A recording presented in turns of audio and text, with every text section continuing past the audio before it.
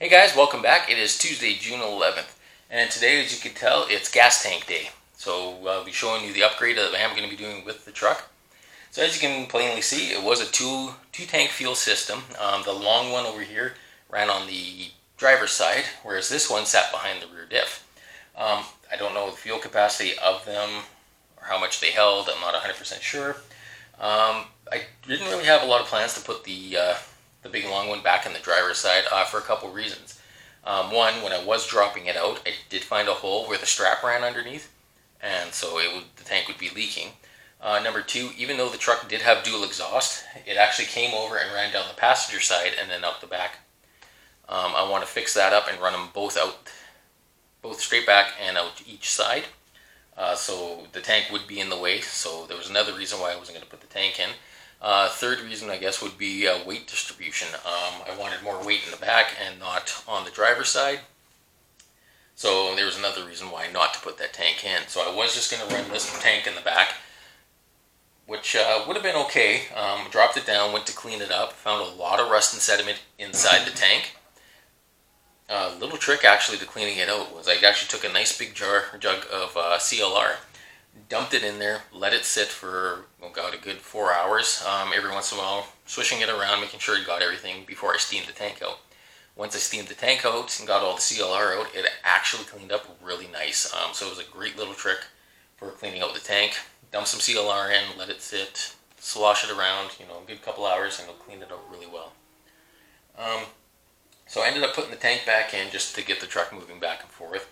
Still wasn't fully comfortable with it because I figured if there was that much in there, in the tank, how much would be in the lines and coming up to the carburetor and everything. And with the new engine setup that it will be running, wasn't really 100% comfortable. So I started doing some digging online, went to Rock Auto, which I actually was kind of surprised with Rock Auto. I found a lot of extra things that I wasn't expecting to find. So I thought I was just going to upgrade the tank in the back, which I did. But I ended up finding that they had an oversized tank that would fit into the back, which is actually just behind me. And I'll turn you guys and we'll check that out.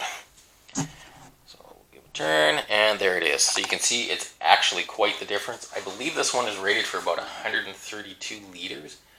I'm not sure the conversion to gallons, but it was actually quite a bit. So it was almost like combining the two and then putting in the back, which will give me more weight in the back, which is what I kind of wanted to begin with. And also allow me to run my true duals out the side. The tank was about maybe $130 altogether. I was pretty impressed with it. There was a warning at Rock Auto that said it wouldn't fit frames that are 34 inches or smaller.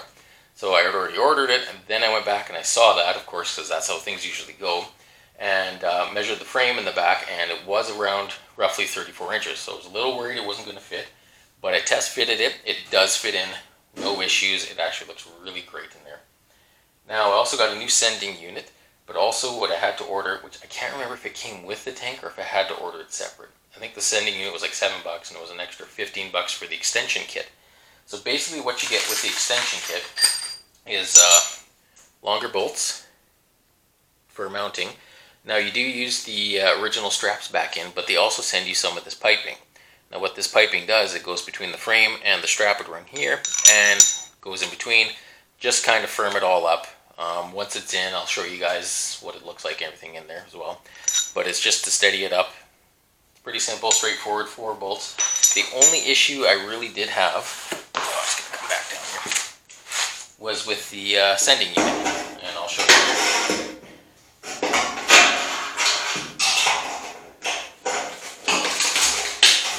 If I can get it out, there we go. So there it is, all extended up and everything. Basically what they give you is extra length of wire to extend your wire, and a couple different sizes of brass tubing. So I'm going to grab the brass tubing. I'm going to come in here a bit. So basically what they want you to do is cut your new sending unit, or your old one, whichever the case may be, and then put this brass piece in between and then solder it up. So they actually give you this size, and then they give you a bigger size of brass tubing. So I'm guessing it's a multi-kit for different size sending units. And then there's a couple different brass sleeves here, and they do have a little punch mark in them, so you can only fit your tube in so far each way, then solder it up. Which would have worked great, except the size and diameter of this is much larger than what the sending unit that I need.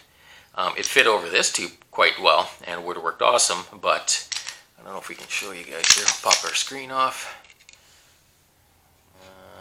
Will that work? Yeah, you can see there was quite, sorry guys, I'm not a cameraman, I'm a mechanic. There's quite a difference in gap there. So you'd be putting in a lot of solder just to take that up. So did a little bit of thinking, and I noticed that this size tube almost fit over this. So what I did was carefully took a 9/32 drill bit and drilled the tube right down the center, drilled her in about this much, and it would actually fit nice and snug over top. And then I was able to solder it up, and even without the solder it fit really well. It was nice and tight, but add a little solder just for leaks and everything like that. And then to test for leaks, I pressured it up, it was good, and then I also capped off the one end and I just filled it with water, and then I just let it sit upright. Any water droplets that would come out after maybe 5 minutes, then you know you have a leak. It was actually good, so we're actually good to go and install it. But like I said, just the fitment in here is the only real issue I had with the extending.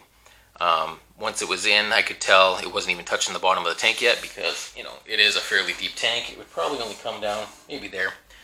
So what I did basically was just kind of bend it, slide it in, pull it out, bend it a little more, slide it in, until I could feel the screen starting to rub on the bottom of the tank. Now your tube is maybe sitting up here, so you only got about this far away from the bottom of the tank. You know it's going to go down. Another issue I do have with this is you don't have any adjustment on your float. So the adjustment for this works great for this little tank, but now look how much we're doubling the size of our tank.